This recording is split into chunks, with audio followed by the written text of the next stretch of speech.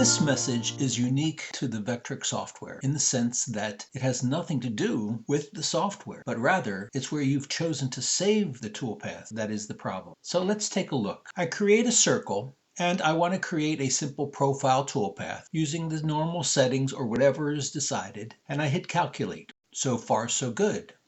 I now go to save this toolpath so I can run it on my CNC machine. I click on Save Toolpath and I find an appropriate location. I choose one that's called Network on my computer. And when I try to save it, the error message appears that I can't save it here. Most likely because the folder is locked or I don't have administrative rights to add to that folder. So it's a simple warning message to tell you to think about saving it to another location.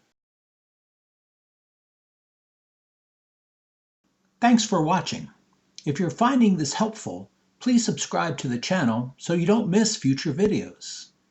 And if you have any questions or comments, you can contact us at mm@mezalick.com.